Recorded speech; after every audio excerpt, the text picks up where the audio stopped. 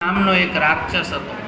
પોતે ભગવાનનું શંકરનું તપ કરી અને વરદાન મેળવી ભગવાનને કહે કે હું જેના ઉપર હાથ મૂકું ને એ બાળીને ભસ્મ થઈ જાય. એટલે આ ભસ્માસુરને ભગવાને વરદાન દીધું ને આવ્યો.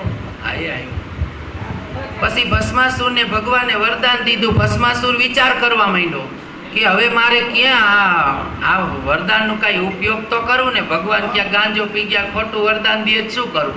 એટલે ભસ્માસુરને વિચાર થયો કે લાવને ભગવાન શિવ ઉપર જ હાથ મૂકી દઉં.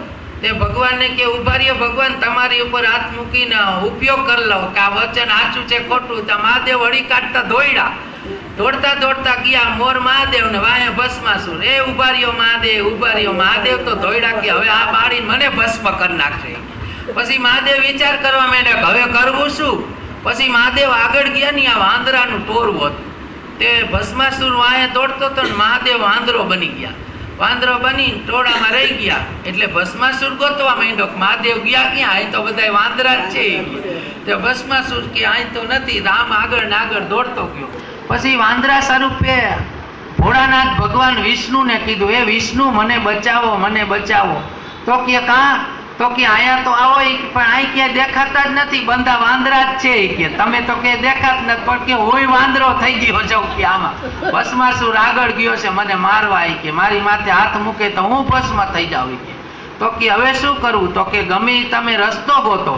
પછી વિષ્ણુ ભગવાન મોહિની રૂપ ધારણ કર્યું. ભસ્માસુર દોડતો આયલો જતો હતો ને ત્યાં મોહિની રૂપ ધારણ કર્યું. એટલે મોહિની રૂપ ધારણ કર્યું એટલે ભસ્માસુર ધીરો પડી ગયો કે આવી રૂપવાન સુંદરી આ જંગલમાં શું કરતી હોય છે. એટલે આ કીધું કે ભાઈ તું અહીં શું કરસ. તો કે હું મોહિની છું કે વિષ્ણુ ભગવાન પોતે બન્યા. એ કે હું મોહિની છું કે. તો કે મારી આરે કે તું લગ્ન કરીશ. એટલે વિષ્ણુ ભગવાન મોહિનીમાં ભસ્માસુરને કે આ લગ્ન તો કરવું એ કે, પણ કે હું નાચું એમ તાર નાચવું પડે કે તો લગ્ન કરું. ભગવાન કેમ ભીલડીમાં શંકર ભગવાન મોહી ગયા હતા.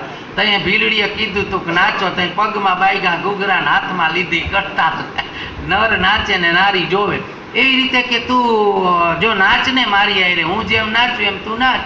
તો કે હું તારી આરે પરણ્યું. તો કે કાંઈ વાંધો નહીં કે. તો આમ વિષ્ણુ ભગવાન આમ કરે તો ભસ્માસુર આમ કરે, ઓલો આમ કરે. પછી વિષ્ણુ ભગવાને આમ કર્યું, ભસ્માસુર આમ કરવા ગયો ને માથે એના રેડો પાસે ભસ્મ થઈ ગયો. ભગવાન મોહિની રૂપ લઈને વાંદરા સ્વરૂપે જ્યાં શંકર ભગવાન હતા ને ત્યાં આવ્યા હતા. ભગવાનનું તેજ આ મોહિની રૂપ જોઈ ગયા ને એટલે તે ધરતી ઉપર પડવા લાગ્યું.